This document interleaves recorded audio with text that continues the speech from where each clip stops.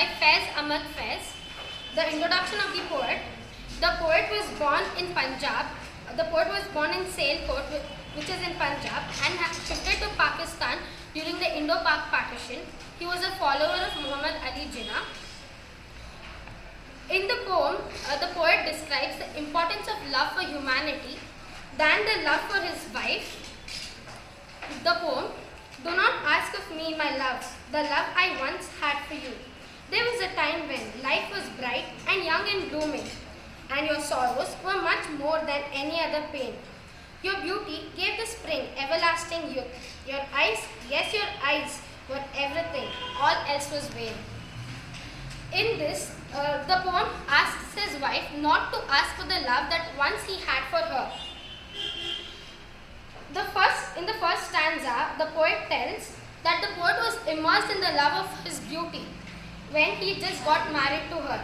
He describes his early life where his life was joyful, full of happiness, and where he spent a lot of good time with his wife. He says the life was bright, young and beautiful. He felt energetic when he was with his wife.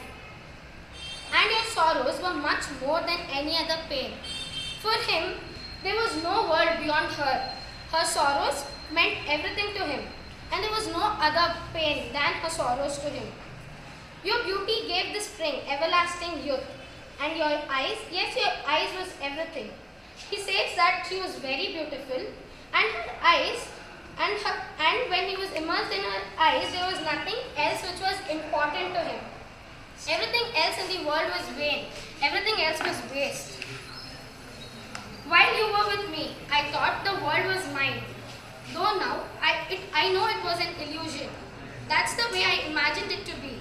For there are other sorrows in the world than love, and other pleasures too. Now he says that he felt that the world was his when his wife was with him. There was nothing more important than the wife to him. But later he realizes that that was an illusion, what he imagined. He says that there are other sorrows and pleasures in the pleasures than love. And now he says it is time for me to look into those pleasures and sorrows of the society. Do not ask of me, my love. He again repeats, do not ask of me, my love, the love I once had for you. In the next stanza, he says, woven in silk and satin and brocade, those dark and brutal curses of countless centuries. Bodies bathed in blood, smeared with dust, sold from marketplaces to marketplaces. Bodies risen from the cauldron of diseases, pus dripping from their festering sores. My eyes must also turn to those. In this stanza, he mainly describes all the sorrows which the world is suffering from the countless centuries. The first two lines, woven in silk and stain and brocade, woven in silk, satin and brocade, those dark and brutal curses of the countless centuries. He says that the world, which looks so beautiful from outside, also contains those dark and brutal curses of the countless centuries. He talks about the suffering of the people because of the curses. He tells the outer world which looks so glorious which is very hollow from inside. He talks about those bodies bathed in blood, smeared with dust, the bodies of those soldiers who are protecting the nation at the borders. He talks about their injuries, their sores which are dripping from pus and their festering sores.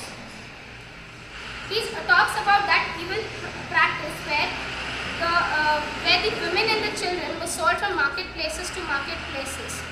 He says that now it is high time that I look at all these sorrows of the people and try to help them. I try to help the society.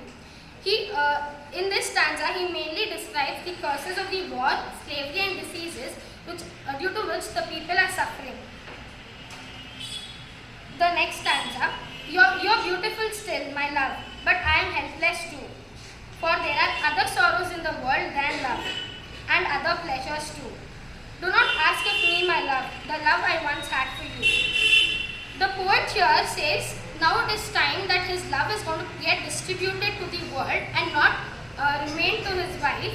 He says that you're still as beautiful as you were then, but now he is helpful and he has to distribute his love to the society. He says that there are other sorrows, as he described above, there are other sorrows in the world than love and other pleasures too. And he again asks his wife not to ask of that love that once he had for her. In the end, the poet is just trying to say that it is high time that we are being selfish and we are living for ourselves. It is time that now we start living for the people in this society. Now it is time to respond to the pleasures and the sorrows of the people in the society. Thank you.